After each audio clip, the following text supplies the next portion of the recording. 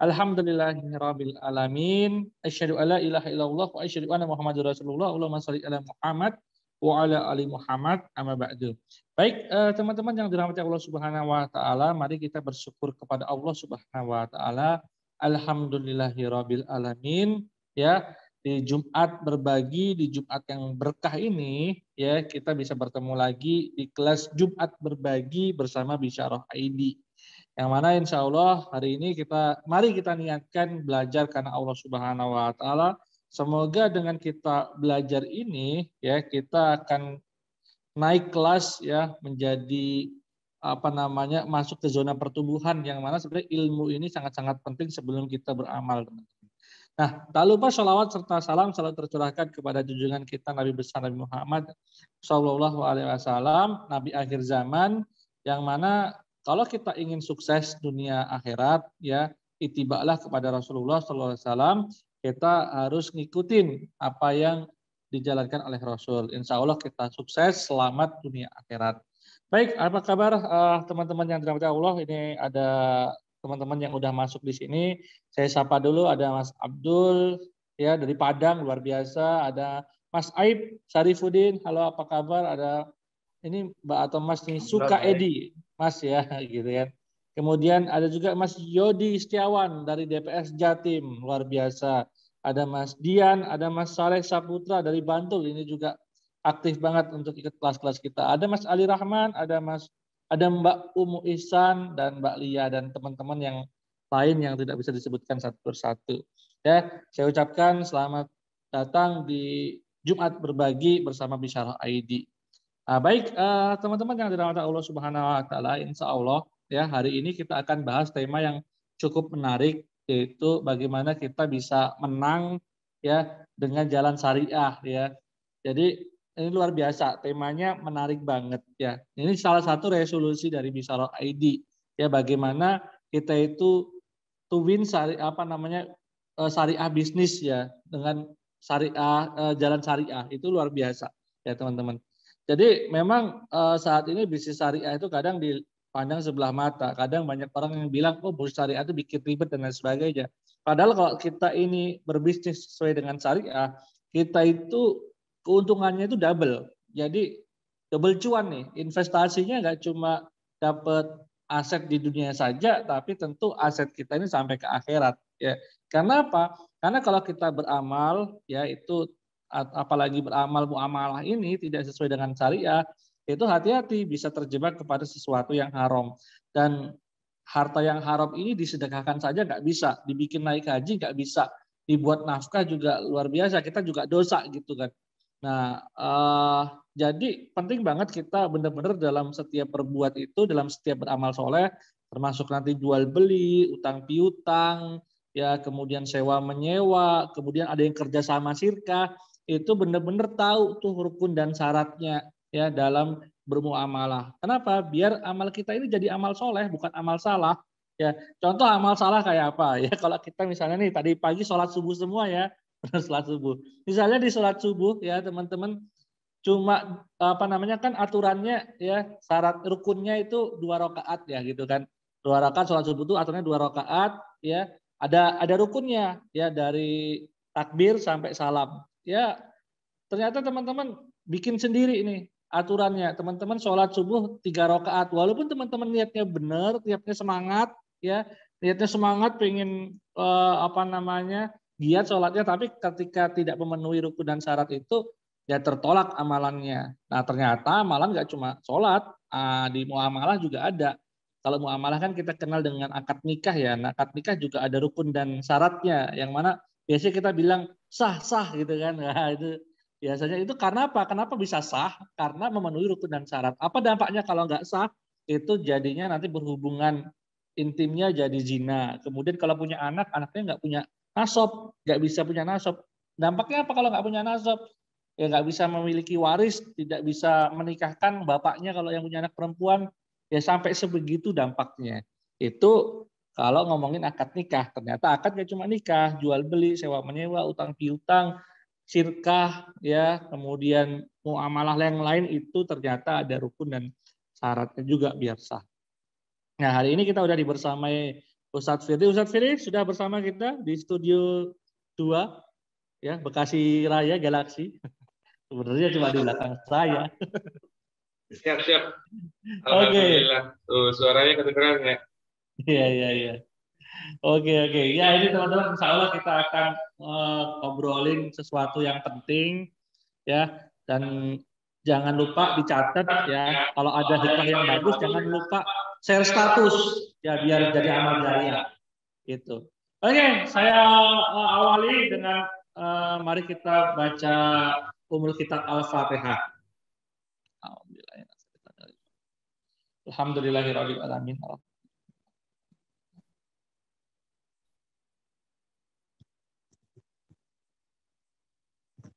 Oke, monggo Ustadz Firly, kita akan belajar apa nih hari ini?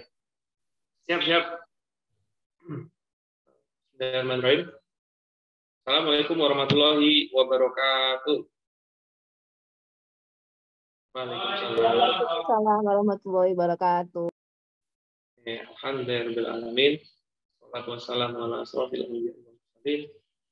Maulana Muhammadin wa alihi wa sahbihi ajma'in. Oke, alhamdulillah pagi hari ini kita bisa berkumpul lagi bersama-sama di acara rutin dari Bisyarah ya, yaitu Jumat Nah, alhamdulillah di pagi hari yang kalau kami sedang di Bekasi ini ya, ini kondisinya alhamdulillah cerah. Begitu, harapannya di tempat rekan-rekan semua, saudara-saudara semua juga cerah dan bisa menjalani aktivitas dengan baik. Oke, bertemu lagi dengan saya Firly Ferdiansyah ya, atau juga Dr. Sirkah, atau yang tambahan terbaru Sirkah Men. Ya, alhamdulillah kami mempelajari juga banyak ilmu-ilmu muamalah di bisnis, salah satunya juga Sirkah, yang mana sudah alhamdulillah bisa membantu banyak saudara-saudara atau rekan-rekan. Salah satunya adalah mendampingi akad Sirkah. Tadi malam alhamdulillah saya bisa membantu mendampingi salah satu rekan dan saudara yang sudah cukup lama barengan sama Bisyarah.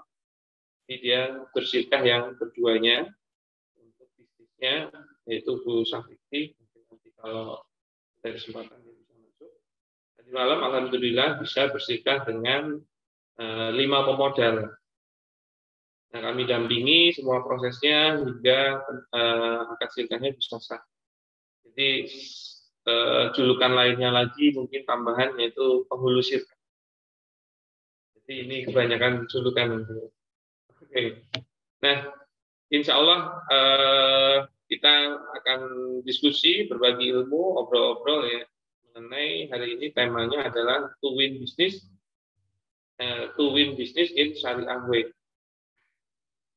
Nah, kita akan memahami dulu ya bagaimana cara memenangkan bisnis ini dengan secara yang sesuai syariah. Karena ini menjadi penting, ya. Karena ini menjadi dasar, karena ini menjadi bagian dari akidah. Nah, saya share dulu materinya ya. Siap, ada Pak Roni dari Bogor. Selamat datang. Saya share dulu materinya.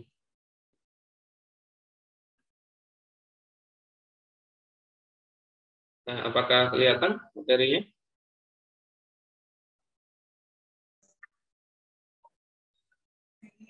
Masuk ya? Kelihatan, Tad. Siap. Masuk, Tad. Oke. Nah, perkenalan dulu ya di awal.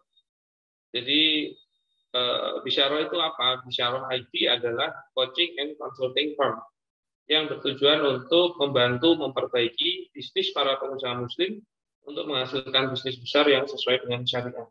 Jadi kita tidak hanya berbicara tentang sesuai syari'inya juga, tapi bagaimana membesarkan bisnis tersebut. Allah kami juga ada kompetensi di hal tersebut.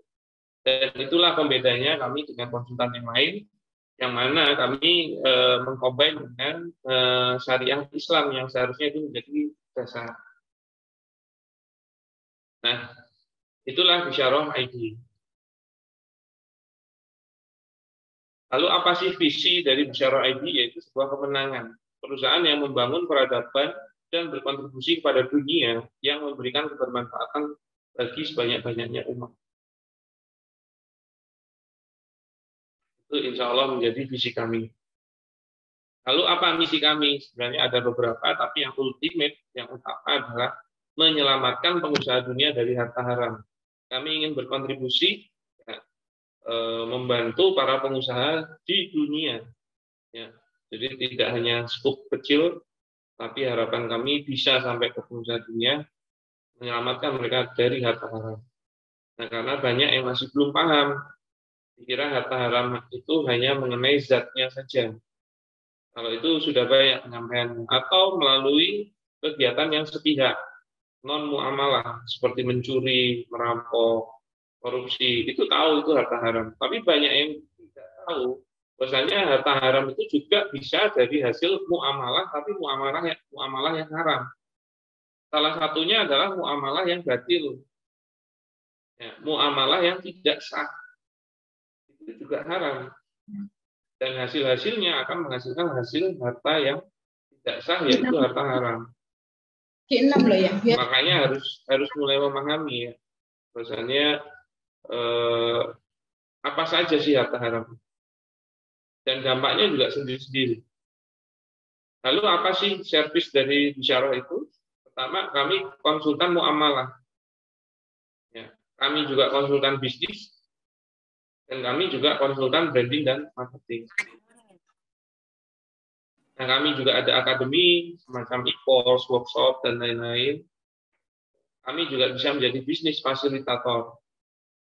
Nah, kayak salah satunya tadi malam, mendampingi akad sirkah, mempertemukan antara pengelola dan pemodal, membantu laporan keuangan, karena sirkah itu punya ciri khas tersendiri. Jadi tidak bisa hanya sekedar PSA. Kemudian kami juga bisa menjadi bisnis operator. Nah, itulah servis, gambaran besarnya servis dari bisyarah. Nah, kalau kantor kami itu di Jogja, silakan bagi yang di Jogja atau suatu waktu nanti main ke Jogja, silakan mampir di Jalan Loanu nomor 32 Sorong Sultan, Yogyakarta. Itu di Jalan Taman Siswa ke selatan. Ini tempatnya di tengah kota. Di Jogjanya Yogyakarta ya. Nah, kami juga ada beberapa akun-akun sosmed ya, silakan bisa diikuti ya, ada di Facebook, ya, ada di IG, ada juga YouTube-nya, seperti hal seperti ini, insya Allah ada rekamannya. Kemudian ada Telegram dan juga ada webnya. Nah, ini nomor dari admin. Nah, pagi hari ini kita akan belajar tentang to win business in Syariah ways. Gimana? Sudah siap untuk belajar, saudara-saudaraku? Saya cek dulu suaranya. Oh, ternyata lagi pada tidur ya. Sudah siap ya? Kedengaran Ustadz. Siap-siap. Oke. Nah, materi pagi hari ini mengenai to win business in Syariah ways.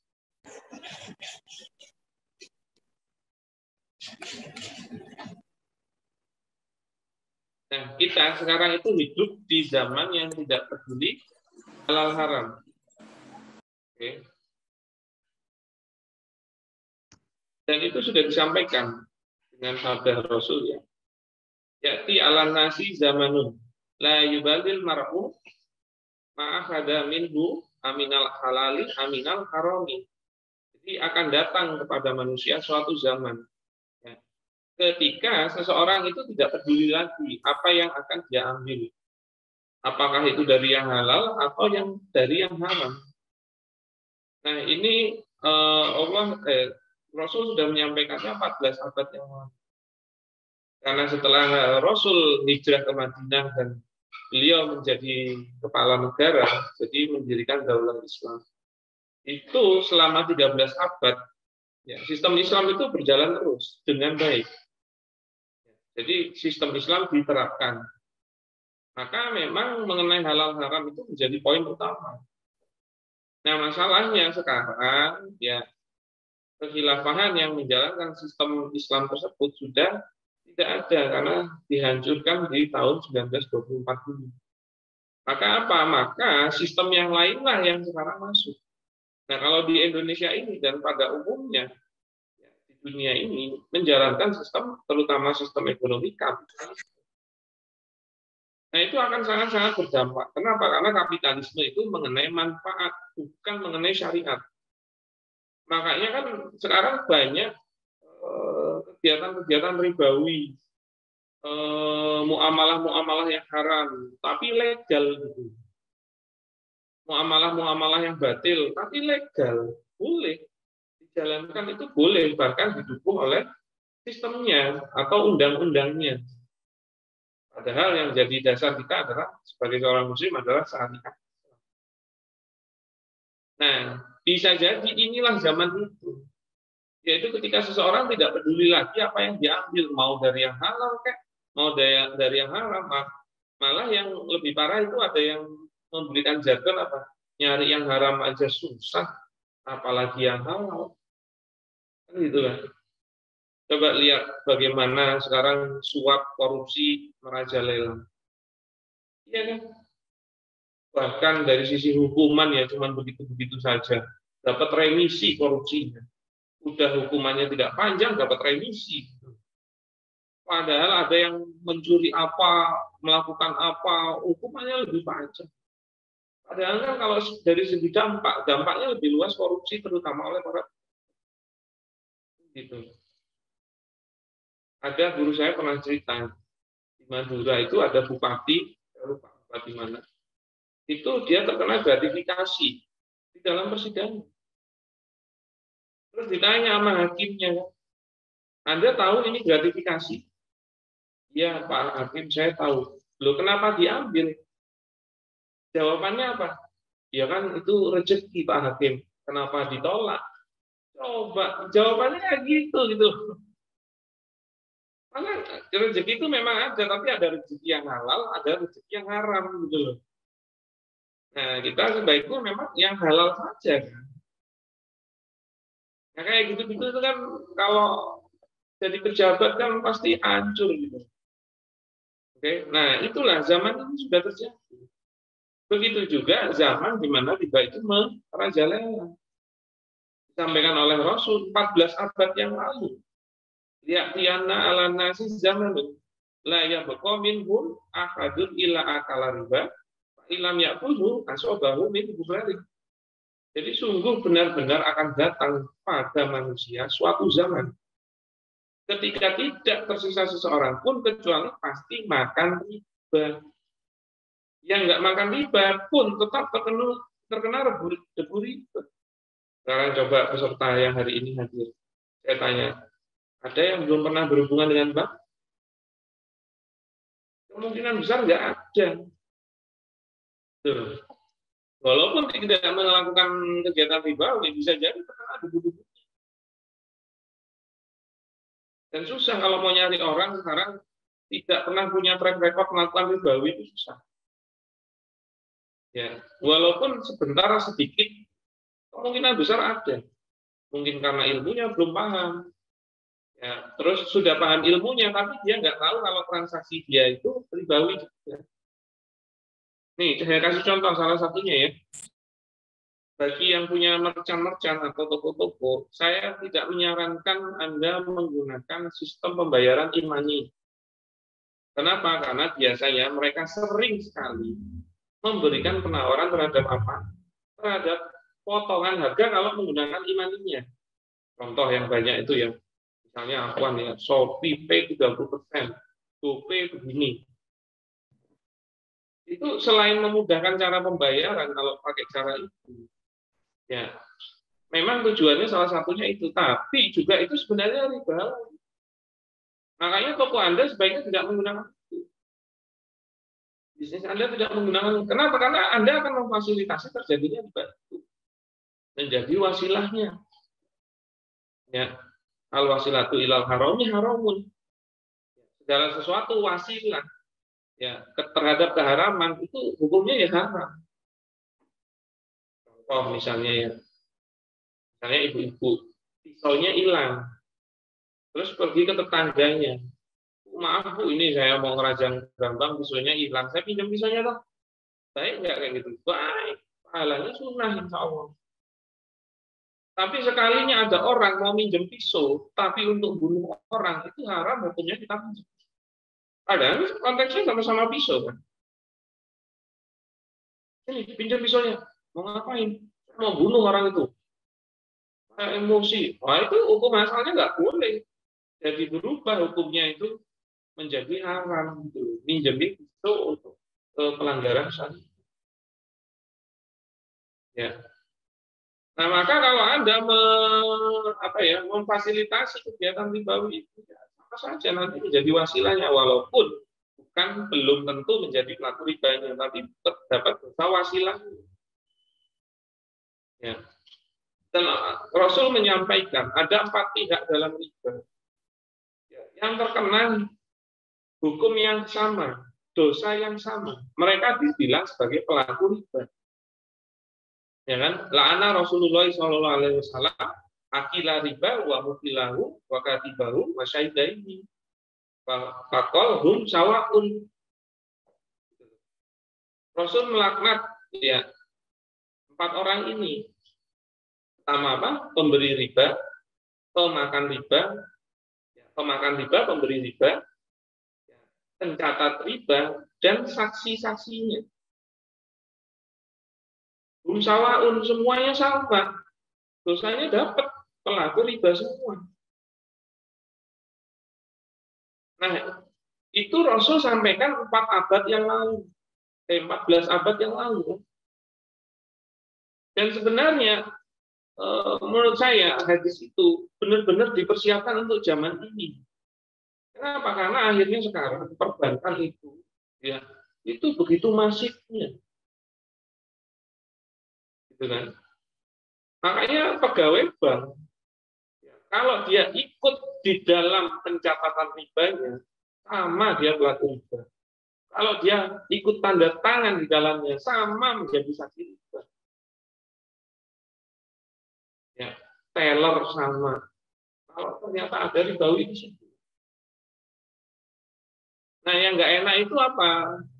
Dia bukan pemberi riba, bukan memakan riba, tapi dapat dosa pelaku riba gitu. Nah, itu kan hati-hati. Ya. Nah, itulah sekarang ini zaman riba merajalela. Nah, terserah kondisinya seperti apa, tetap ya diwajibkan apa? Wajib mencari yang halal. Thalabul halali wajibun ala kulli. Mencari yang halal adalah wajib hukumnya atas setiap muslim. Ya kan? Nggak bisa kita terus alasannya, yo kondisinya sekolahnya ini kok. Nah, orang melu edan, orang mangan gitu. Orang edan di rumah orang ngajak bisa. Gitu ya. Ya. Maka apa? Wajib tetap kita nyari yang halal, cuma memang jadi lebih susah. Kenapa? Karena memang bukan ekosistemnya. Bukan ekosistem kita sebenarnya ini. Harusnya kalau negeri muslim menjalankan sistem Islam, termasuk sistem ekonominya, baru gampang nyari yang halal. Itu. Nah, sekarang kan sistem ekonominya bukan sistem ekonomi Islam, tapi kapitalisme yang dasarnya beda sama Islam. Makanya kita itu jadi lebih sering mendengarkan ulama-ulama atau ustaz-ustaz bilang yang ini haram, yang ini haram, yang ini haram. Ya memang benar. Bukannya si ulamanya senang haram-haramin gitu loh. Bukan ustaznya juga senang haram-haramin. Enggak. Kenapa? Karena ekosistemnya tidak mendukung, maka apa? Kejadiannya lebih banyak terjadi keharaman daripada kehalalan. Jadi itu dong. Dan seharusnya kita itu happy, kita itu harusnya bersyukur kalau ada ulama yang bersifat berhati-hati dan menyampaikan, ya yang ini boleh, yang ini enggak, yang ini haram, yang ini halal. Itu harusnya kita bersyukur. Kenapa? Karena memang hanya para ulama itulah yang mampu menarik hukum gitu. Coba kalau nggak dikasih tahu gimana? Bedel duel lah. Walaupun ulama itu banyak dan bisa jadi ada banyak beda pendapat, tidak apa-apa. Gitu loh.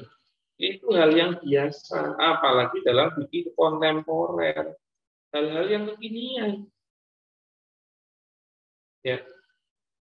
Tinggal apa yang harus kita lakukan? Yang harus kita lakukan adalah memilih pendapat yang terkuat. Begitu loh. Ya. Mentarji. Tapi ingat, mentarjinya itu harus berdasarkan pendapat itu rojih, kuat, bukan marjuh, lemah. Ya, atau kita memilih, ya, kita memilih gara-gara apa? Wah, pendapat ulama yang ini memfasilitasi keinginan saya. Tidak bisa. Padahal dia tahu itu pendapat yang lemah, terus dia pegang tuh seakan-akan kuat. Gara-gara apa? Memfasilitasi keinginannya. Itu berarti dia tidak berhukum pada syariat, tapi tetap berhukum pada hawa nafsu. Makanya harusnya dilakukan. Memilih pendapat yang terkuat, tapi ingat terkuat. Jadi gara-gara dia kuat. Bukan gara-gara dia bisa memfasilitasi keinginan. Gitu loh. Makanya kita nggak usah baperan gitu loh. Nggak usah baperan. Ulama A bilang begini, silakan ditarji. Ulama B bilang begini, ditarji. Nah memang kalau kita kan mukholid itu ada dua, mukholid am sama mukholid mutabi. Mukholid am itu mukholid yang benar-benar awam gitu loh, nggak paham dalil, nggak paham dasar-dasar hukum, nggak paham cara penarikan hukum. Ya. Nah itu mentarjihnya adalah yang ditarjih ulamanya. Dia tinggal lihat, oh ulama ini lebih kompeten daripada ulama ini. Ya memang gitu, karena dia belum punya ilmunya. Tapi dia harusnya melihatnya begitu. Jangan gara-gara dia lihat, oh sebenarnya yang ini kurang ilmunya, tapi pendapatnya menurut saya itu mengenakan saya ambil. Ya nggak boleh. Tapi itu mukholid am loh, orang yang benar-benar awam.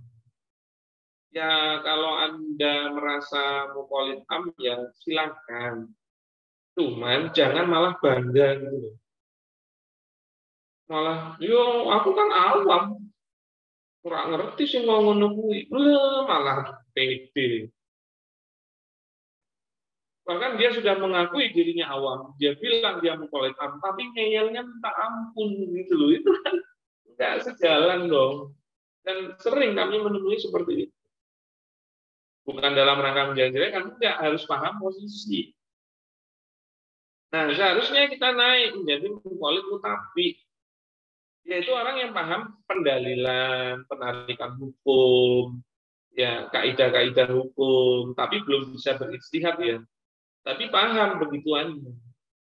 Maka kalau mukholid mutabi, nanti yang ditarjih adalah pendapat ulamanya, bukan melihat siapa ulamanya. Makanya butuh ilmu kan. Karena kalau kita mau jadi mujtahid itu kayaknya ya susah lah karena kondisi saat ini ya, belajar juga barusan dan lain-lain. Jadi biarlah kita mengikuti ulama-ulama mujtahidnya. Tapi tinggal ditarjih gitu loh, bukan terus wah yang ini enak nih saya pakai yang ini, gitu kan? Enggak. Contoh ya. Kalau hukum riba, semua ulama sepakat hukum riba. Semua ulama itu sepakat hukumnya haram. Hukumnya haram. Kenapa? Karena dalilnya qat'i. Al-Baqarah 275. Ya kan? Wa halalahul bai'a wa harama riba. Allah menghalalkan jual beli dan mengharamkan riba. Kalau riba. Tapi masih terjadi khilafiyah, yaitu apa? Apabila berbicara tentang bunga bank. Itu terjadi khilafiyah. Makanya bisa jadi teman-teman kita yang belum hijrah dari perbankan itu salah satunya karena mengikuti pendapat ulama yang membolehkan.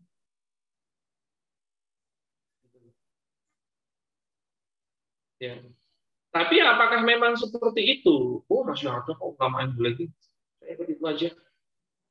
Apakah boleh seperti itu? Enggak boleh.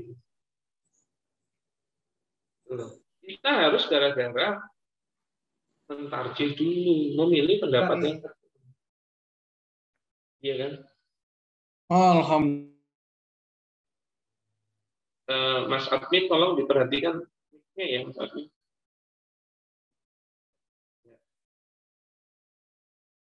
Oke. Nah, jadi tetap wajib mencari yang halal.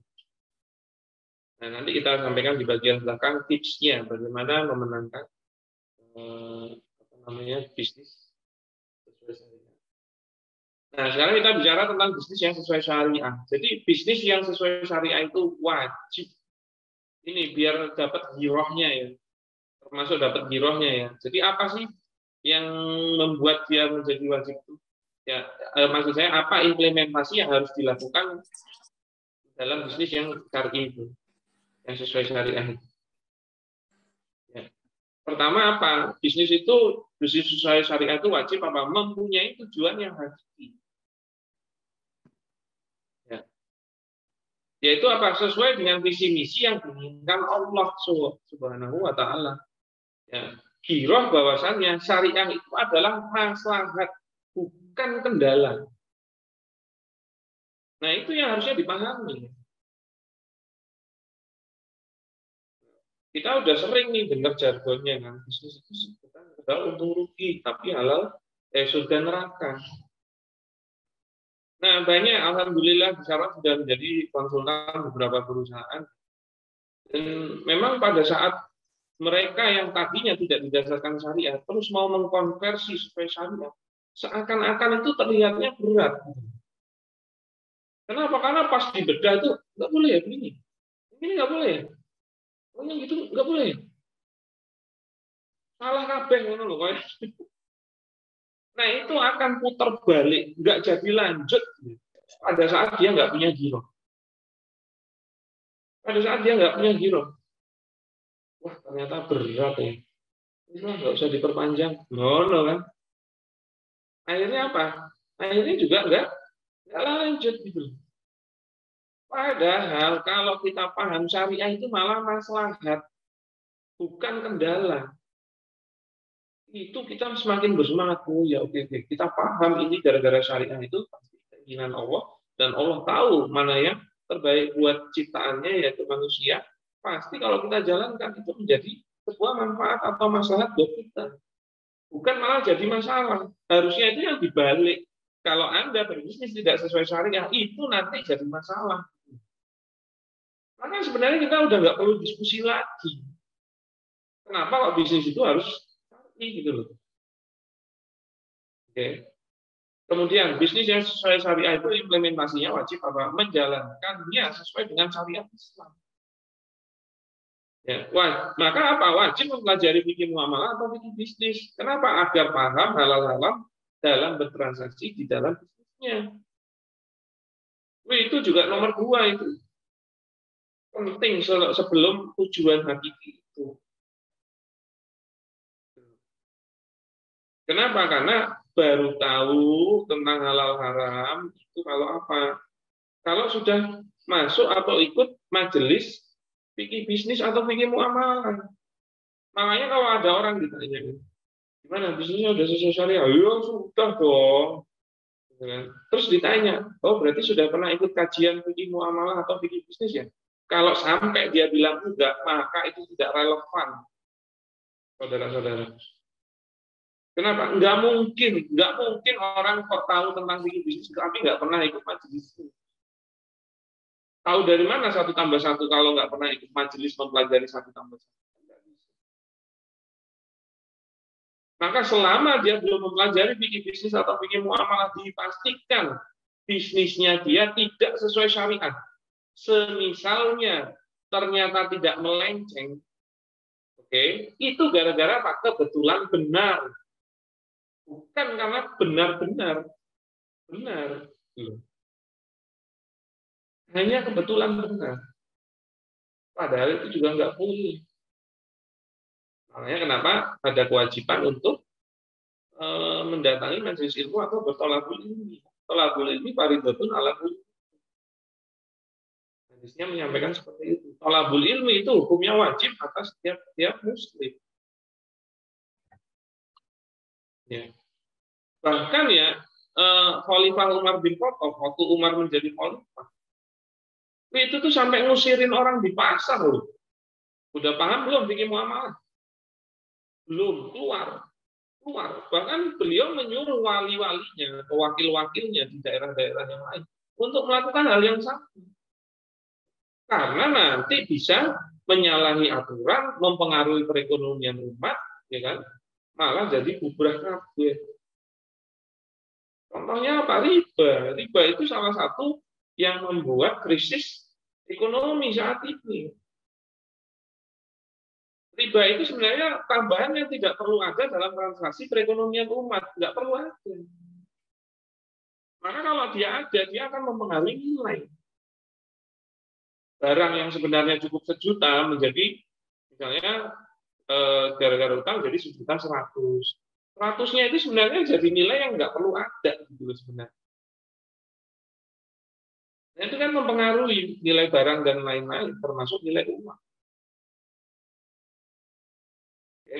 Nah, yang berikutnya, selain mempunyai tujuan yang hakiki, menjalankannya sesuai dengan syariat Islam, maka apa? Harus mendasari dengan sunatullah. Nggak mungkin enggak gitu loh. Makanya harus terus menambah ilmu bisnis agar bisnisnya bisa mendatangkan keuntungan.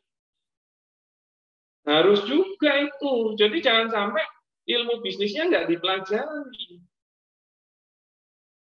Itu salah. Kenapa? Karena yang berbicara tentang syariat atau halal haramnya, yang membicarakan halal haramnya adalah di syariat, tapi yang berbicara tentang untung rugi itu di ilmu bisnis. Jadi gini loh, Allah itu berkehendak. Jadi Allah itu berkehendak bahwasannya ada juga yang namanya hukum sebab akibat. Itu memang kehendak Allah. Contoh misalnya, ya, api itu mempunyai qadar, yaitu apa? Panas, khasiat kan. Panas. Itu hukum sebab akibat. Makanya kita nggak pernah ada api terus tangan kita gini. Kurang kerjaan aja. Dan sebenarnya hukum sebab akibat itu menjadi pattern yang harus dilalui untuk mencapai sesuatu yang biasanya bisa menghasilkan hasil yang sama. Walaupun hasil akhirnya itu terserah Allah, itu hak prerogatifnya.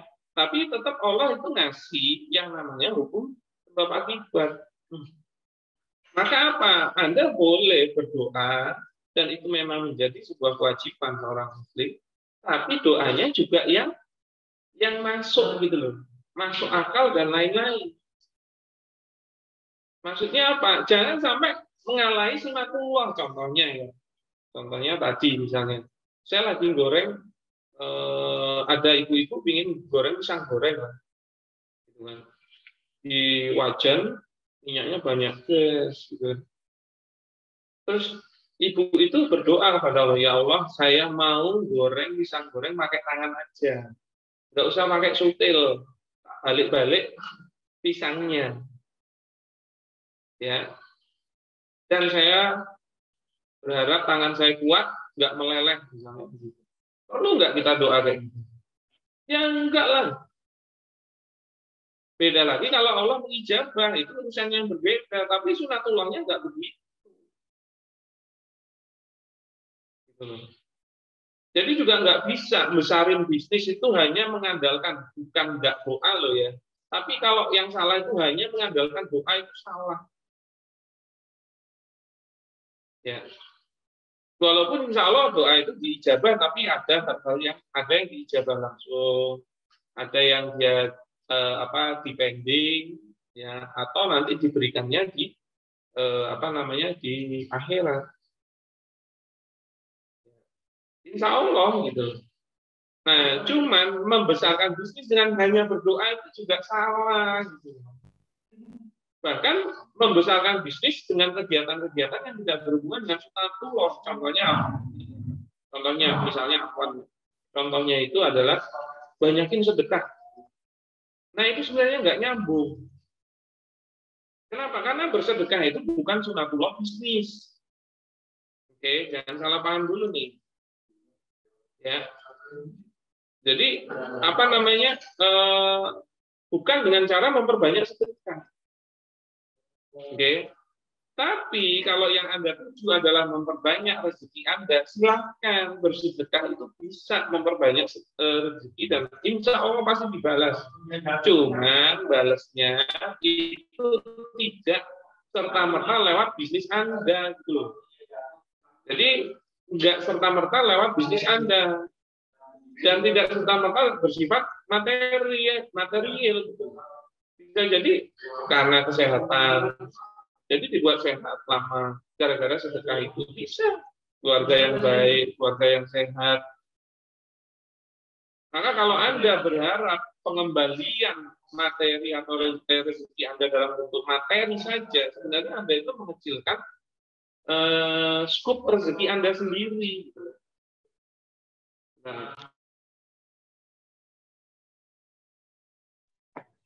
ya.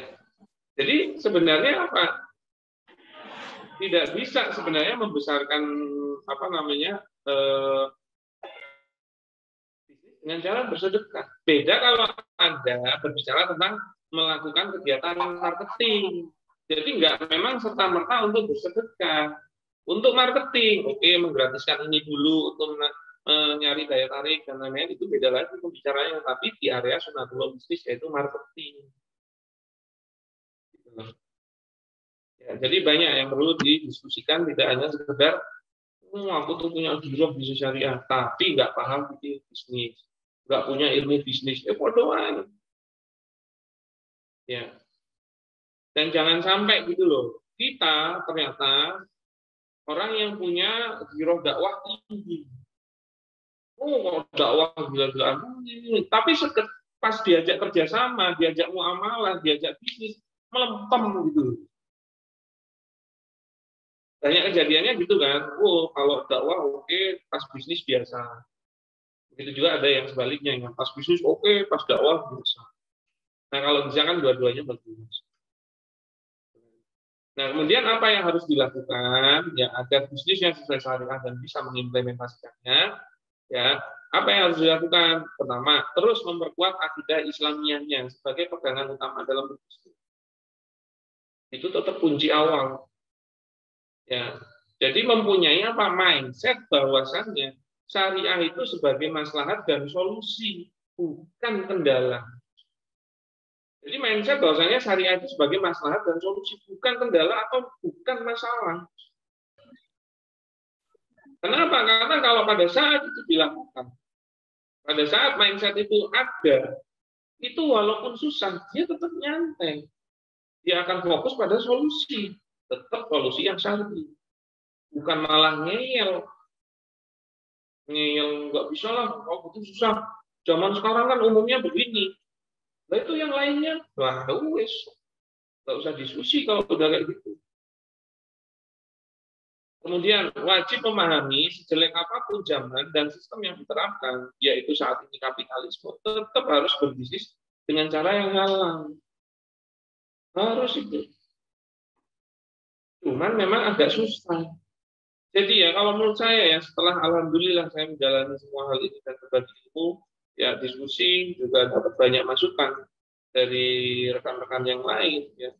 Saya lihat gini ya, kalau Anda ingin kaya dalam arti yang punya harta 1M sampai 5M lah, itu kalau mau sesuai syariah masih bisa. Kalau mau sesuai syariah masih bisa walaupun takes time juga ya. Tapi kalau yang Anda inginkan udah 5M ke atas, mohon maaf, menurut saya susah. Kalau itu bisa terjadi, pasti ada yang Anda tabrak syariat. Kenapa? Ya karena memang susah. Setelah kami menjadi konsultan dalam perusahaan ada yang biasa, ada yang besar. Itu susah kalau benar-benar mau sesuai syariah, kok keuntungannya bisa besar, susah. Benar-benar susah. Akhirnya kan cuma kemot-kemot aja gitu loh, pingin uang sampai segitu banyaknya, ya punya hasrat pingin punya uang segitu banyaknya, Tapi ternyata ketanggor terus. Pilihannya dua, dia nggak bisa mencapai harta itu, atau akhirnya dia bisa mencapai, tapi dia akan nanggor syariah.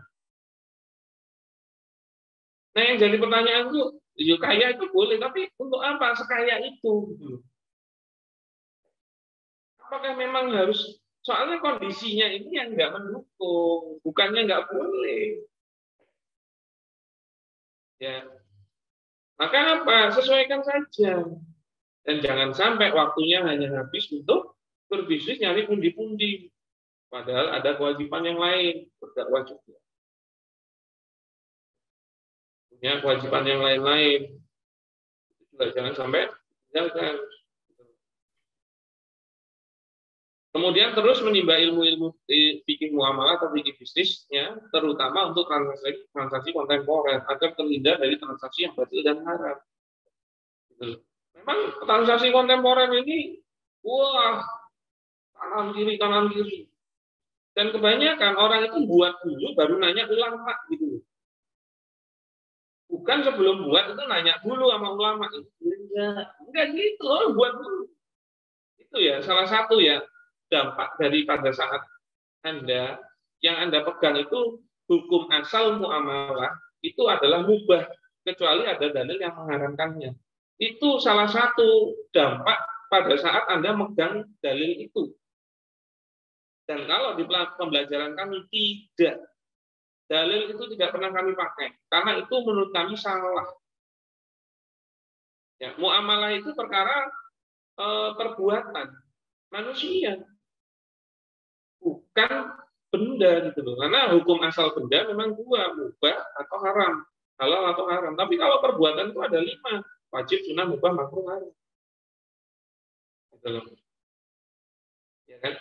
Sering kan itu kita diskusikan, bahkan ya beberapa ulama termasuk MUI itu pasti masukin kaidah itu gitu loh. Al aslu fil muamalati al ibahah malam yari dari lu apa ini.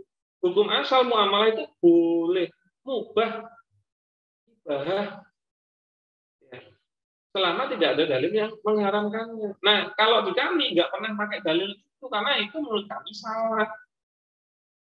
Kenapa? Karena itu sebenarnya kaidah turunan dari hukum benda. Padahal benda hukumnya mubah.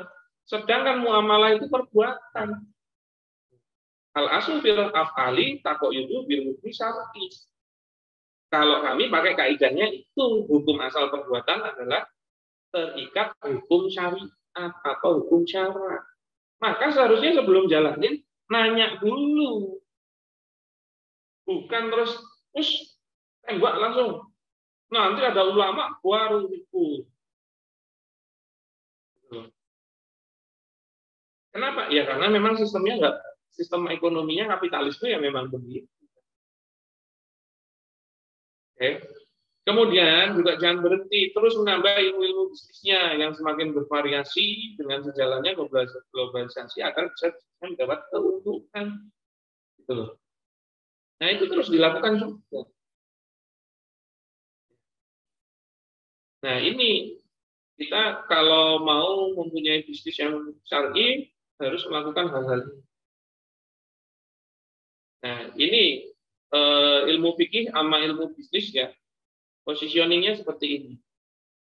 Jadi kita kalau mau bisnis itu harusnya belajar 2 hal ini. Walaupun yang terutama mengenai fikih bisnis, baru ilmu bisnis.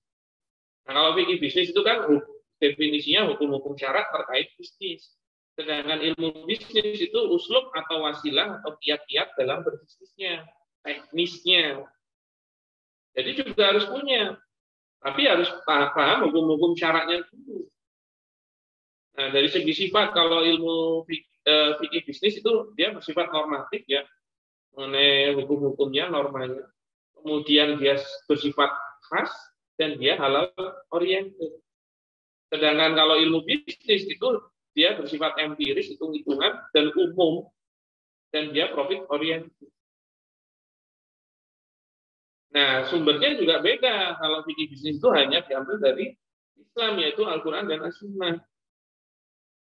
Ya, tapi ingat dalil itu ada yang insya Allah disepakati semua ulama, Al-Quran, As-Sunnah, dan Qiyas. Ya. Kemudian juga kalau ilmu bisnis itu boleh mengambil dari non-muslim. Yang penting syaratnya tidak bertentangan dengan Islam atau syariat. Nah ini dua-duanya harus diperkuat. Kenapa seperti itu? Karena dalam matriksnya disampaikan Anda maunya yang mana. Ya kan? Kalau Anda maunya yang halal dan untung, maka apa? Harus mempelajari fikih bisnis plus ilmu bisnis. Kalau Anda cuma mau belajarnya fikih bisnis doang, nanti memang halal tapi bisa rugi. Ya. Nah, kalau yang dipelajari itu cuma ilmu bisnis, fikih bisnis yang enggak, memang bisa untung tapi haram. Nah, yang paling nggak enak itu apa? Udah nggak paham fikih bisnis, nggak paham ilmu bisnis, udah rugi, haram. Keok banget kan? Oke. Nah, tips memenangkan persaingan bisnis secara syariah. Ya, tipsnya adalah, ya, jadi untuk memenangkan persaingan bisnis secara syariah, setidaknya ada 5 aspek yang perlu diperhatikan. Oke. Pertama, konsep ini paling penting. Konsepnya harus kuat. Dasarnya harus syariah. Dan itu harus berdasarkan pendapat yang rajih atau kuat dan komprehensif. Makanya harus belajar biar bisa mentarjih secara pendapat, bukan cuma ulama. Ini harus, kenapa? Karena khilafiyah banyak. Jadi kita harus megang yang kuat. Ya. Nah itu penting, karena khawatirnya ya, kalau hanya memilih yang mengenakan dirinya, ya tetap kebablasan nanti salah-salah. Oke, konsep ini nomor 1. Makanya mau nggak mau belajar fikih bisnis. Ya, kalau fikih bisnis hanya belajar dari orang muslim. Gimana ceritanya kok belajar fikih bisnis sama orang non-muslim? Yang non-muslim aja sekarang ngomong-ngomong toleransi, tapi lompat pagar. Malah ngurusi Tuhane atau Allahnya uang agama lain. Iya, gue. Nah, kemudian kedua, kalau mau memenangkan persaingan bisnis dengan cara yang syar'i, ya,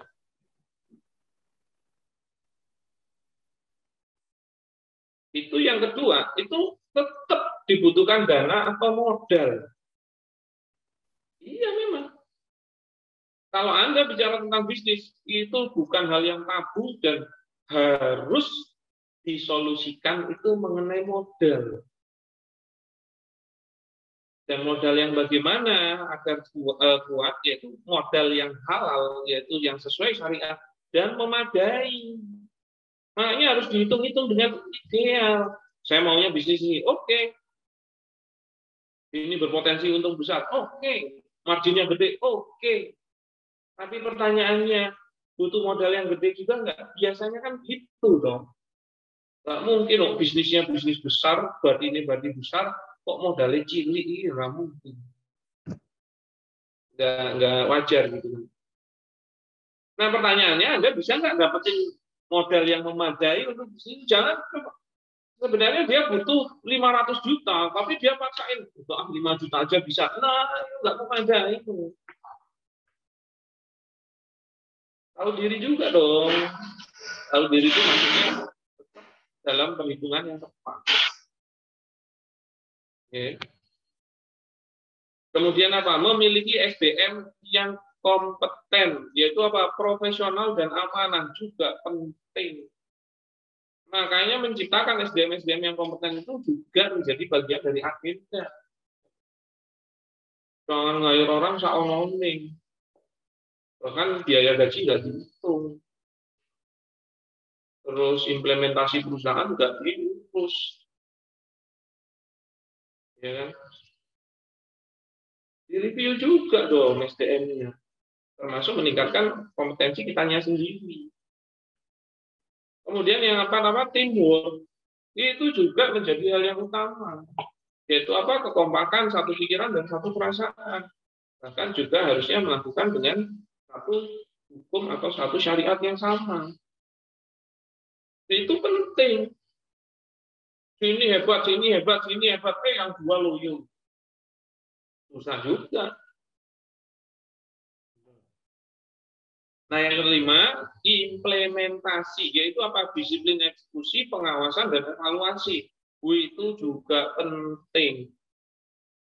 Jangan belum apa-apa udah pingin jalan-jalan gitu loh, baru punya bisnis sebulan, 2 bulan, rada lumayan, terus lungo-lungo, terus ditinggal, pasif income,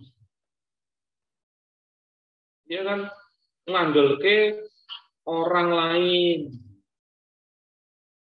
Bahkan dia sampai salah ya, salahnya itu begini. Kita udah bangun bisnis ini, kita angkat manajer atau CEO lah, GM kan apa, untuk ngurusin perusahaan kita. Tapi ternyata apa? Kita memposisikan dia bukan jadi pegawai, tapi pengelola. Loh, bedanya gimana? Bedanya kalau dia pegawai, boleh Anda kasih tugas dia sebesar apapun, kalau dia mampu, boleh, tapi tetap dia kena batasan jam kerja. Itu akad ijarah yang benar. Akhirnya apa? Sudah di-hire tapi jadi pegawai loh ya. Jadi CEO suruh ngurusinnya 24 jam. Nggak bisa. Bukan seperti itu posisi akad ijarah. Dan semisalnya Anda akhirnya mau mengajak dia mengurusinya 24 jam, maka jangan jadikan dia pegawai, tapi ajak syirkah. Maka dia berubah jadi pengelola. Kalau pengelola malah nggak ada jam kerjanya, tapi tanggung jawabnya 24 jam. Itu dong, makanya nggak bisa kok meng-hire pengelola, itu nggak bisa. Karena kan yang namanya pegawai itu tidak memiliki perusahaan. Maka apa? Maka dia itu tidak terkena dampak kerugian, risiko, ya, termasuk tidak ada dampak dari keuntungan, nggak dapat bagi hasil juga. Gitu loh. Nah, yang bertanggung 24 jam itu kan harusnya owner. Nah, pengelola diataskan owner. Memang dia yang harus ngurusin. Kan sampai ada apa-apa malam-malam, Pak ini jadi ini, panggil dong CEO-nya, GM-nya dong suruh datang. Nggak bisa loh. Kalau dia berkenan membantu silakan, atau dianggap lembur dengan ada kompensasi silakan. Gitu. Tapi kalau dia menolak ya boleh. Jadi pegawai itu bukan orang yang harus bertanggung jawab terhadap bisnisnya, tapi dia hanya bekerja di waktu-waktu dia kerja sesuai dengan job desk-nya. Itu doang. Jangan paksa dia untuk menjadi pemilik, business owner, pengelola. Nggak bisa. Biar paham positioning dalam fikih bisnis itu seperti apa. Itu dampak dari akad loh. Ya. Saya kasih contoh misalnya. Ya. Ada laki-laki punya istri perempuan. Ya. Itu akadnya kan nikah. Ya kan? Memang boleh istrinya terus nyuci baju, bersihin rumah, masak, ya kan? Nah, bisa jadi laki-laki ini juga punya pembantu. Sama urusannya nyuci baju, bersihin rumah, ya kan? Apel, dan lain-lain. Boleh. Tapi kan dampaknya beda. Nggak boleh si pembantu rumah tangga itu sampai urusan yang lebih dalam. Hubungan rumah tangga dan lain-lain nggak boleh kan. Gitu. Jadi jangan sampai maksa PRT-nya jadi istri juga nggak bisa. Kenapa? Karena akadnya ijarah. Dan istri juga bukan PRT. Gitu. Ya bedanya apa? Sama-sama dikasih duit nih ya. Kalau istri dapatnya nafkah, duitnya sama. Tapi kalau PRT kan namanya ujroh. Beda dong. Nah itu gambaran ya dari diskusi kita pagi hari ini. Mungkin Coach Rendra bisa bantu diskusi. Ya, mungkin ada info-info yang nanti mau disampaikan dan kita bisa masuk ke tanya jawab. Tadi sudah ada yang resen buktinya. Cuman mohon maaf saya selesaikan dulu materinya yang mana nanti kita bisa diskusi lebih lanjut. Saya kembalikan kepada host Coach Rendra. Silakan. Ya, terima kasih. Masya Allah luar biasa. Siap menjadi pemenang ya. Jadi menangan itu ketika Allah ridho. Nah, ketika Allah ridho itu kita menang. Artinya menang dalam artian kita menang di dunia dan akhirat. Ya. Jadi menangan kita itu bukan hanya di hadapan manusia, tapi ketika Allah ridho ya, dan kita bisa dimasukkan ke surganya Allah Subhanahu wa taala, itu adalah sangat terjadi. Dan memang untuk bisa menang di era kapitalisme ini ya teman-teman, bukan hanya perlu ilmu muamalah bisnis, yaitu juga harus kita jaga, tapi juga ternyata sunatullah bisnisnya juga nggak boleh dipisahkan. Jadi balance lah antara muamalah dan juga sunatullah bisnis. Karena sejatinya sunatullah bisnis ini juga sebenarnya harus kita jalani dengan baik, ya, yang mana sebagai muslim yang kuat dan tangguh kita harus benar-benar paham juga tentang sunatullah bisnis. Misal seperti ilmu manajemen, keuangan, marketing dan lain sebagainya. Baik, teman-teman, sebelum dimulai acara ini ada sedikit pengumuman. Minta tolong Mas Ale ya, kita bantu pengumumannya apa sih gitu kan.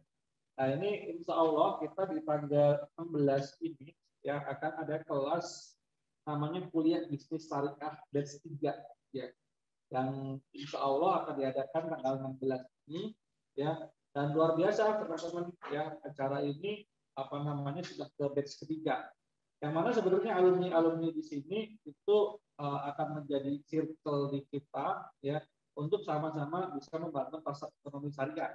Jadi mana pasar ekonomi syariah, yaitu orang-orang yang memang sudah mau berinvestasi, mau bertransaksi itu sesuai dengan syariah ya. Di tengah memang tadi sudah dikatakan di hadis, tapi akan ada satu zaman di mana orang itu sudah nggak peduli lagi apa yang dia dapat itu halal atau haram ya. Padahal tentang harta ini akan ditanya ya, dari mana kamu dapatkan dan untuk apa dibelanjakan. Itu pertanyaannya dua sebelum masuk ya ke namanya yaumul hisab. Itu masih di padang mahsyar tuh ditanyain dua itu. Nah, jadi tentang harta ini nggak main-main. Bahkan sampai ketika Umar bin Khattab itu menjadi seorang khalifah pada waktu itu, sampai menyuruh orang-orang yang ada di pasar itu untuk keluar kalian dari pasar, jangan kalian jual beli dulu kalau belum paham fikih muamalah atau belum belajar tentang muamalah ya. Bisa jadi nanti kalian kena riba dan harta yang haram dan lain sebagainya. Nah, di situ menjelaskan bahwa pentingnya kita belajar muamalah ini. Ya, jangan sampai kita udah capek-capek bangun bisnis luar biasa, tapi ternyata zong gitu loh. Ternyata amalan kita ini, ya bisnis kita ini nggak bisa jadi kendaraan kita untuk beramal jariah, untuk berdakwah, bahkan hasilnya itu nggak berkah gitu loh. Tidak menambah kebaikan untuk kita, malah jadi harta yang haram. Itu kan eman-eman gitu loh. Udah capek-capek kerja dari pagi sampai sore, pulang, banting kaki, kepala jadi kaki jadi kepala, tapi hasilnya zong. Maka dari itu, sebelum beramal, kita harus berilmu dulu. Nah, di sini kuliah bisnis syariah atau KBS ini ya kita lakukan untuk ya teman-teman yang ada di Indonesia ini untuk bisa belajar secara online dari manapun. Nah, itu acaranya satu semester ya, satu semester selama seminggu ya, seminggu sekali. Ada rekamannya kalau yang pada waktu itu ada acara dan sebagainya. Tapi saya mohon untuk ikut live dan baik, dan cuma meluangkan waktu setiap minggu 2 jam saja. Insya Allah live langsung sama Ustaz Kiti. Nah, total semuanya itu ada 24 pertemuan sama ujian akhirnya nanti. Yang mana di situ kita akan ngomongin tentang banyak hal ya, dari ngomongin tentang kenapa sih kita harus berbisnis sesuai dengan syariah, kemudian tentang akad-akad, bagaimana riba itu seperti apa, kemudian akal jual beli seperti apa, utang seperti apa, ya sampai banyak semua akad. Hampir ada 24 materi. Dan kalau teman-teman bisa punya materi ini, ya teman-teman itu akan bisa punya usaha bedahnya. Gimana bisa bedah itu maksudnya? Ketika teman-teman dapat kasus tentang muamalah yang kontemporer, misal di zaman Nabi nggak ada, sekarang ada gitu. Misal di zaman Nabi nggak ada asuransi, di zaman Nabi nggak ada koperasi, di zaman Nabi nggak ada Bitcoin, nggak ada pasar saham dan sebagainya. Sekarang ada, teman-teman bisa jawabnya gitu, bisa tahu ya kenapa ulama ini berbeda dan bagaimana kita menyikapi ketika ada perbedaan, itu akan kita bahas gitu. Luar biasa teman-teman. Dan muamalah ini ilmu yang cukup luar biasa. Ketika saya belajar muamalah ini, akhirnya saya menjadi lebih cerdas karena bisa memetakan masalah, kemudian sungguh-sungguh luar biasa ilmu ini. Jadi buat teman-teman saya mohon untuk ikut, yang belum ikut ya silakan ikut, dan investasinya cukup murah. Kenapa harus investasi? Untuk teman-teman bisa komitmen. Kita juga di sini sewa Zoom juga berbayar, kemudian kita juga ada tim yang harus dibayar, ada kantor operasional yang harus berjalan, ya kan? Dan biayanya murah saja teman-teman. Ya kalau kuliah di luar sana bisa teman-teman satu semester bisa sampai 8 jutaan, 9 jutaan ya. Kalau di Bisaro ID cuma 1 juta rupiah saja. Tapi buat teman-teman yang hari ini ya benar-benar mau daftar, itu kita kasih harga 650.000 aja. Dan kalau benar-benar mas saya nggak punya duit, belum punya duit sekarang, boleh DP dulu, boleh nanti bisa skema cicil juga, boleh nanti hubungi admin aja. Atau mas saya pengen diskon lagi deh dengan 640, ya ayo silakan. Saya menghargai teman-teman memang punya niatan untuk belajar ya. Dan ingat teman-teman, ilmu itu adalah cahaya. Ketika kita punya cahaya yang terang, itu bisa menuntun kita ke jalan yang lurus ya, siratal mustaqim, jalan yang benar. Dan ketika kita selalu menapaki jalan yang benar ini, insya Allah kita akan menuju surga Allah Subhanahu wa taala. Karena barang siapa orang yang menuntut ilmu ini, Allah mudahkan jalannya untuk menuju surganya Allah Subhanahu wa taala. Dan Allah itu akan selalu ya melindungi orang-orang yang memang mereka mau ya menggunakan ilmu ini dan mengamalkan ilmu. Itu sih teman-teman, ini ada info pendaftarannya bisa dilihat di chat ya, teman-teman bisa klik langsung, bisa juga cek nomor saya di 0812298813. Nah buat teman-teman yang langsung daftar bertiga ada diskon khusus ternyata, langsung dapat 1.500.000 untuk 3 orang. Silakan dari temannya, dari temannya. Jadi cuma 500.000 aja, tapi untuk 3 orang. Nah dan join sekarang juga, jangan ditunda teman-teman. Ya ini investasi dunia akhirat ya. Insya Allah kalau teman-teman investasi di sini ya dibantu oleh Allah Subhanahu wa taala jauh yang lebih baik. Teman-teman bisa dapat networking juga bersama alumni kita di seluruh Indonesia, bisa juga mengakses ya kelas-kelas kita yang lain yang menjadi member kita, dan insya Allah kita juga ada circle ya, sekolah pengelola sirkah dan juga sekolah investor sirkah. Nah itu menarik, kita lagi ngumpulin nih para pemodal sirkah yang berkah dan juga amanah yang datang sirkah ya, juga para pengelola sirkah. Itu sih pengumuman sebelum teman-teman masuk ke tanya jawab di tempat yang berkah ini. Silakan teman-teman jangan lewatkan kesempatan ini. Saya bilang jangan lewatkan kesempatan ini karena saya sendiri ngerasain banget ketika saya belajar ilmu amalah ini ya, yang dengan utuh nggak sepenggal urut, ada kurikulumnya ini, ada silabus. Nah saya itu menjadi punya peta gitu loh, menghadapi berbagai macam problematika ekonomi yang ada. Kalau gue butuh modal, solusinya ini.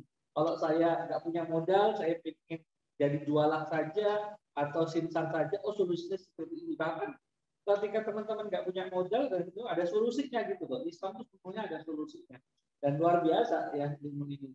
Ya teman-teman, silakan teman-teman daftar ya. Yang belum daftar silakan daftar. Sudah daftar ya silakan ajak temannya ya. Yang mana sebenarnya teman-teman kalau ngajak temannya lagi itu jadi amal jariah. Jadi mengajak satu orang yang mencerahkan satu orang itu sama dengan mencerahkan seluruh orang dunia. Dan pahalanya tahu nggak, memberi petunjuk pada satu orang ya, yang akhirnya dia mau beramal soleh dengan itu ya, itu seperti unta merah. Unta merah itu kendaraan termahal pada waktu zaman Nabi. Kalau sekarang ya McLaren lah mungkin ya, atau Lamborghini, kurang mahal sih apalagi. Itu kendaraan termahal di zaman Nabi. Ya silakan teman-teman ajak temannya yang banyak. Kalau bisa teman-teman update status tentang acara ini ya, tentang info ini ya, biar jadi amal jariah teman-teman.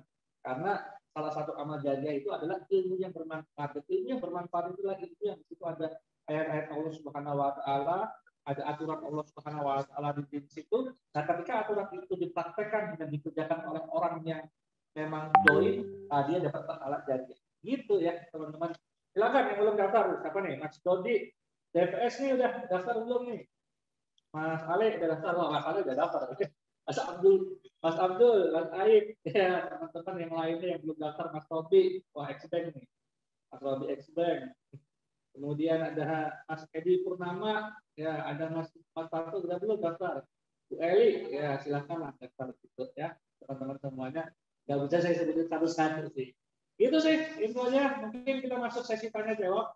Silakan yang mau bertanya, ya kita silakan. Tadi sudah ada di chat ya. Umu Salamah, bagaimana sebagai pedagang yang menggunakan aplikasi GoBiz dan kami kerjasama dengan Gojek dan Grab yang otomatis customer membayar menggunakan GoPay dan e-money lainnya. Nah mungkin Umu Salamahnya kalau berkenan bisa menyalakan, ya kita bisa diskusi karena saya perlu paham juga yang dimaksud, memahami faktanya juga dan apa yang dimaksud dari Umu Salamah sendiri dari pertanyaan tersebut.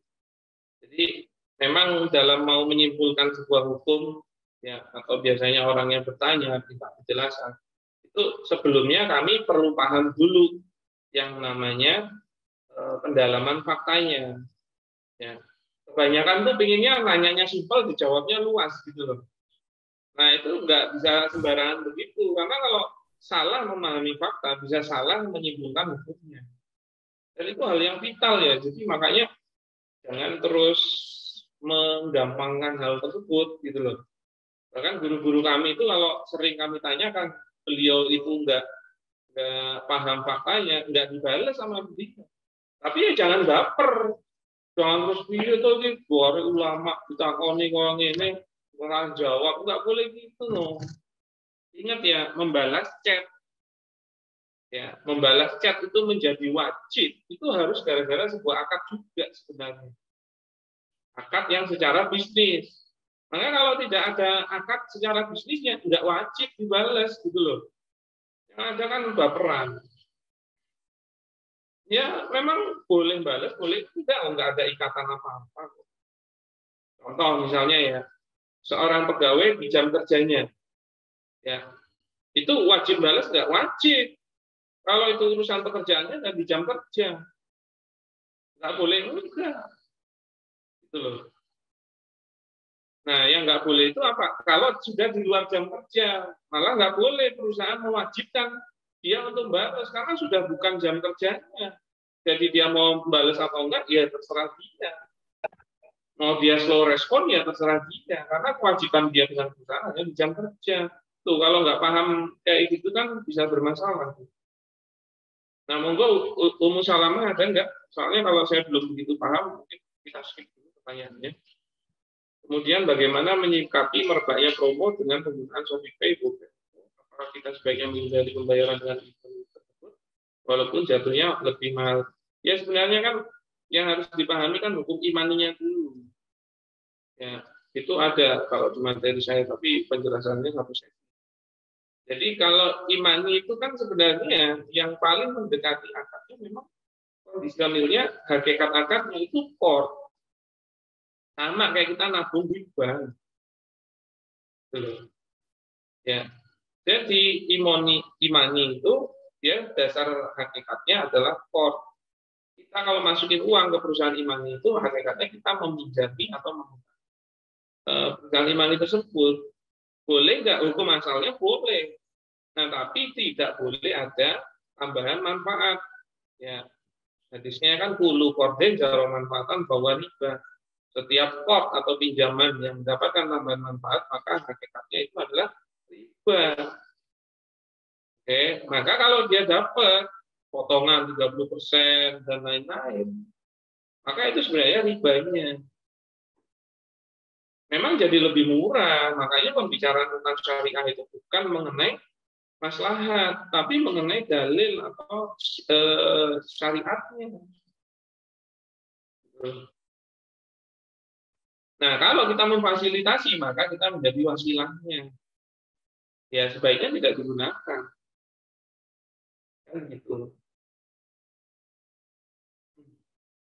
Nah, kemudian yang berikutnya, Pak Aib Syarifudin, apakah bisa aktif? Pak Aib Syarifudin? Ya, saat. Bisa merespon? Assalamualaikum. Assalamualaikum. Assalamualaikum.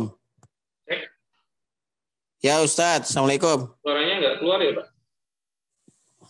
Ya Ustadz, Assalamualaikum.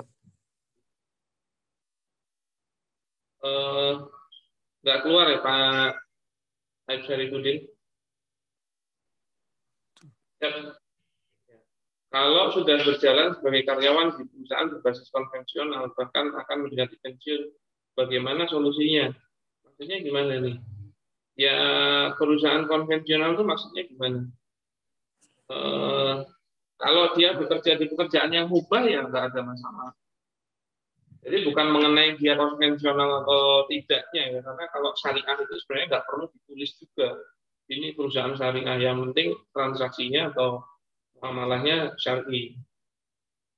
Nah, tinggal ngomongin pekerjaannya itu mubah atau enggak. Jadi pertama ya, kalau mengenai nanya, saya boleh nggak kerja di sini? Itu kan begini gambarannya. Makanya kita harus paham yang namanya akad ijarah. Nah, akad ijarah itu ada rukunnya kan. Jadi ada hukumnya. Akad ijarah itu rukunnya begini. Satu, al-aqidani, al-aqidnya ya, atau pelaku akadnya, dua pihak yang berakad. Ada ajir, yaitu pemberi jasa di pegawainya, dan mustajir, yaitu penerima jasa.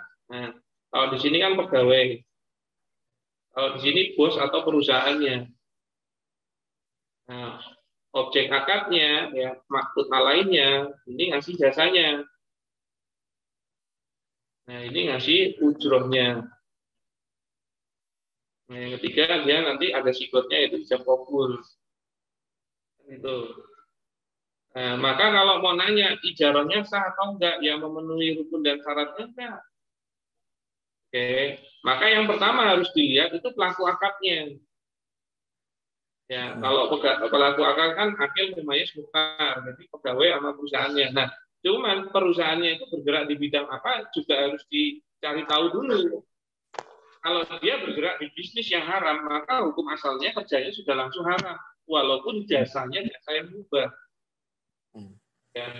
Contoh, misalnya kalau dia itu perusahaan mebel. Nah, maka kalau perusahaan mebel, hukum asalnya mubah perusahaannya. Ya, mubah. Boleh. Ya, dari sisi pelaku akad sudah boleh. Tapi beda lagi kalau ternyata dia buat peternakan babi. Nah, dari awalnya itu hukum asalnya sudah haram perusahaannya. Maka walaupun jasanya mubah, contohnya apa? Jadi satpam. Satpam kan itu hukum asalnya mubah. Tapi dia satpam di perusahaan peternakan babi. Nah, itu sudah haram walaupun jasa dia aslinya mubah. Oke, jadi perusahaannya dulu nih dicek. Oke, hukum asal bisnisnya aja. Beda kalau ternyata dia perusahaan mebel tapi skema penjualannya ribawi, itu hal yang berbeda, tapi hukum asal perusahaannya mubah. Nah, beda lagi kalau dia perusahaan babi, hukum asalnya sudah haram walaupun transaksi dia nggak ribawi. Ya, pahami dulu posisi ini. Jadi makanya nggak usah berbiaya. Belajar fikih muamalah itu penting untuk memposisikan, oh yang ini boleh, yang ini enggak. Nah, kemudian yang berikutnya, item yang berikutnya adalah mengenai jasanya. Nah, salah satu jasanya itu harus jasa yang mubah. Syaratnya itu, salah satu syarat jasanya. Maka kalau dia di perusahaan yang mubah, tapi kok dia jasanya itu jasa yang haram, juga nggak boleh. Di perusahaan mebel, tapi ternyata perusahaan mebel itu melakukan transaksi ribawi penjualannya, semuanya pakai transaksi ribawi. Nah, dia pegawai untuk urusan ribawinya, itu nggak boleh. Gitu ya, nggak serta merta loh ya. Nah, maka kalau dia mubah boleh, tapi kalau dia haram, ya jasanya ini ya, maka akad ijarahnya juga tidak sah. Ya, sebenarnya bank itu hukum asalnya mubah, bukan haram.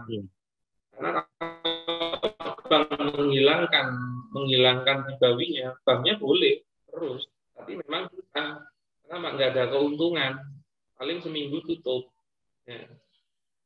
Nah, tapi jasanya haram, urusan ribawi. Makanya ijarahnya nggak sah karena dia tidak ubah, dia haram. Maka apa? Berarti tidak memenuhi syarat objek akad jasanya. Berarti tidak sah itu akad ijarahnya. Kalau akad ijarahnya nggak sah, maka ujrohnya itu juga nggak sah. Nah, ujroh yang nggak sah sebenarnya harta yang haram. Gitu. Jadi sebenarnya gara-gara akad ijarahnya nggak sah, maka jadi harta yang haram. Ya, gimana? Bingung ya? Oke, bingung. Kemudian yang berikutnya, bekerja di PT transportasi. Maksudnya gimana? Ya kalau bisa mau diskusi ya, karena saya perlu pendalaman fakta. Apakah termasuk riba, dalam riba atau termasuk dalam jasa? Menanyakan perihal bank. Bank itu banyak. Jadi yang mau ditanyain yang mana? Ya, kalau safe deposit box-nya mubah, transfernya mubah. Nggak boleh itu kan kalau ada muamalah yang ribawi ataupun batil. Harus spesifik ya. Jadi tolong dibedakan antara Anda bertanya, dan ngasih kerjaan gitu. Kenapa? Karena kalau bertanya itu ya yang simpel-simpel aja, jawabannya simpel. Ya, diterima begitu ya. Jangan terus pertanyaannya simpel minta dijawab jelas-jelasnya. Bahkan nggak dikasih fakta yang dalam. Ya. Kadang-kadang kan jadi mikir, ini mau nanya apa ngasih kerjaan. Nah, harus bisa memposisikan. Karena kalau takarannya itu tidak berbicara tentang akad bisnis yang mengikat, ya nggak ada kewajiban. Oke, nah itulah gambaran dari pertanyaan-pertanyaannya, dan saya sedikit tambahi ya.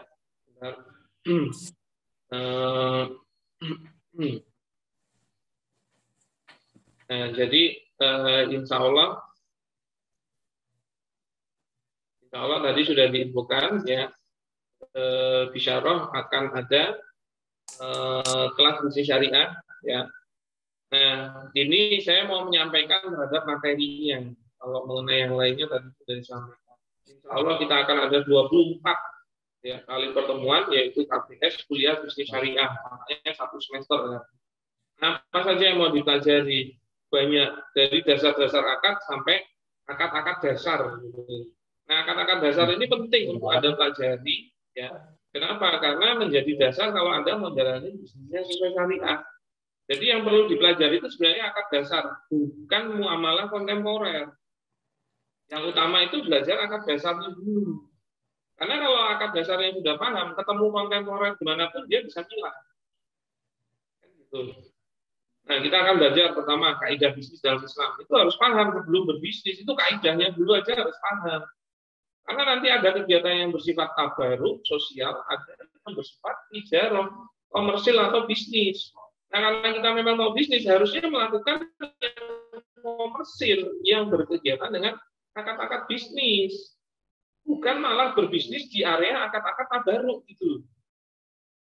Akad-akad tolong-menolong. Nah, bank itu salah satu kesalahannya kan dia berbisnis di akad tabaruk, akad sosial, yaitu utang piutang. Udah salah dia. Pegajian, dia melakukan akad rohani, akad tabaruk. Salah dia kalau mau nyari bisnis lewat situ. Terus yang berikutnya apa? Asuransi. Ya, kurang panjang ya. Asuransi gitu kan.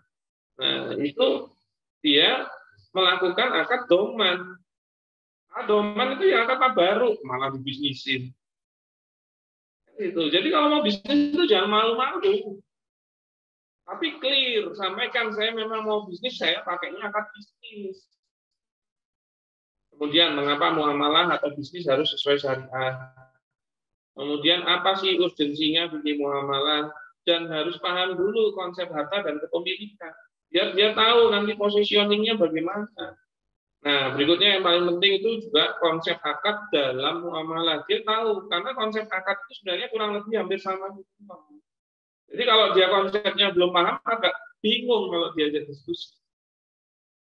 Nah, yang berikutnya itu perlu saya perdalam mengenai multi akad dan jenis-jenis harta haram. Kenapa? Karena multi akad itu juga larangan yang sering terjadi, dan kadang-kadang kita itu bermuamalah dengan orang-orang yang punya harta haram. Itu bagaimana sih? Nggak semuanya langsung haram loh. Makanya harus paham jenis-jenis harta haram. Nah, berikutnya yaitu akad yang paling umum, yaitu jual beli. Harus paham, karena itu yang kita lakukan dari kecil sampai sekarang. Kebanyakan jual beli. Dan memang jual beli itu akad utama penopang perekonomian umat. Maka kalau jual belinya salah, wah itu dampaknya besar sekali. Nah, dalam jual beli juga ada yang khusus seperti salam dan istisna, kan itu pelajari. Kemudian bagaimana kalau jual beli tempo. Kemudian mengenai dropshipping itu juga kita sampaikan biar paham, nggak boleh asal main kirim. Oke. Kemudian akad ijaroh secara umum. Kemudian ijarotul ajir, kepegawaian. Itu penting karena banyak yang mengaplikasikan kepegawaian itu salah. Sering itu, bahkan di klien-klien kami itu sering diskusi aja, nggak diulang-ulang gitu loh mengenai ijaroh. Kemudian yang akan sering terjadi, dan itu boleh, itu utang-utang. Itu boleh, makanya saya agak sebel sama orang yang nggak boleh utang itu masalahnya di mana. Walaupun memang dia ada syarat-syarat dan bagaimana implikasinya. Tapi jangan terus nggak boleh dilarangin, bahkan haram-haramin gitu loh. Itu boleh, dan itu biasanya sering dan kemungkinan besar akan selalu dilakukan di dalam bisnis. Apalagi bisnisnya sudah lama, kerjasamanya sudah lama, maka sudah saling percaya, kadang-kadang pembayarannya tertunda, itu kan jadi utang. Kemudian bagaimana kalau ada riba-ribanya? Karena bisa jadi dalam muamalah kita juga terjadi riba-riba itu. Apalagi kalau sering ada utang-utangnya. Kemudian yang berhubungan dengan penyelesaian utang, yaitu jaminan, rohen, itu juga penting. Kemudian bagaimana pengalihan utang, penjaminan. Nah, juga sering akan melakukan wakalah, juga akan melakukan pinjam-meminjam barang. Kan? Kemudian yang bisnis lainnya dengan cara permakelaran bisa untuk apa namanya meluaskan penjualan, bahkan bisa memperbesar pasar, terus mencari banyak kerjasama menggunakan permakelaran. Kemudian juga menggunakan sayembara atau pemberian bonus syarat jualan. Kemudian kalau barangnya itu positioningnya wadiah, titipan itu bagaimana hukum asalnya dan lain-lain juga harus paham. Karena akan sering terjadi penitipan itu kalau dalam bisnis. Nah, yang paling utama dan agak paling lebar untuk kita diskusikan mengenai syirkah pada saat dia investasi, pemodalan atau kerjasama. Itu 3 kali pertemuan. Nanti ada FGD, begitu juga ujian akhir. Nah, insya Allah ini sangat penting untuk kita pahami agar apa lain waktu itu jalan bisnisnya itu sudah punya dasaran dan belajarnya enggak instan, waktunya 6 bulan.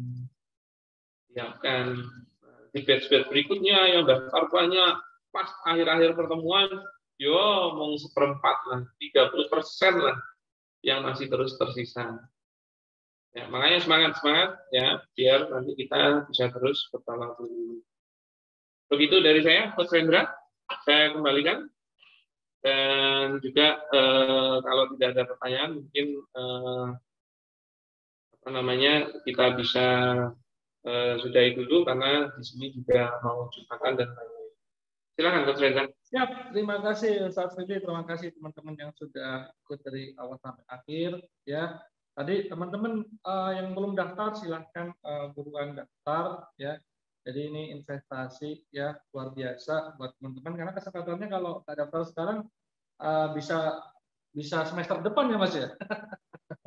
Jadi ayo buruan daftar daripada nunggu semester depan ya. Yang kalau benar-benar nggak punya duit tapi pengen dicicil atau pengen nego, silakan kontak admin. Saya menghargai orang-orang yang mau mengambil tindakan action ya teman-teman benar-benar serius nih. Nah ini kuliahnya 1 semester teman-teman menarik banget, jangan dilewatkan. Bonus buku juga ya Mas ya, kalau nggak salah ya. Wah, dapat buku juga tuh, dapat buku, udah sirkain aja. Ya teman-teman, ya nggak usah panjang lebar. Saya kira saya tunggu ya. Bisa save nomor saya, ya saya ulangi lagi 0812 2988 6813, bisa di 0812 2988 6813 ya. Jangan lupa ya, investasi dunia akhirat. Thank you. Mungkin itu aja, kita akhiri dengan doa kafaratul majelis sama-sama. Alhamdulillahirabbil alamin. Subhanakallahumma hamdika asyhadu an la ilaha illa anta astaghfiruka wa atubu ilaik. Kurang lebihnya, mohon maaf. Wassalamualaikum warahmatullahi wabarakatuh. Waalaikumsalam warahmatullahi wabarakatuh. Jazakallahu khair, Coach. Andi dan Dur. Barakallahu fiik. Izin pamit. Dari Bantul, Pak Ayu, ya ada yang dari Tegal juga nih, dari Mas Andi dari Bandung. Thank you. Yang ada dari Padang juga dari Pak Edi Purnama, Mas Patut, Pak Ira, Mas Ari,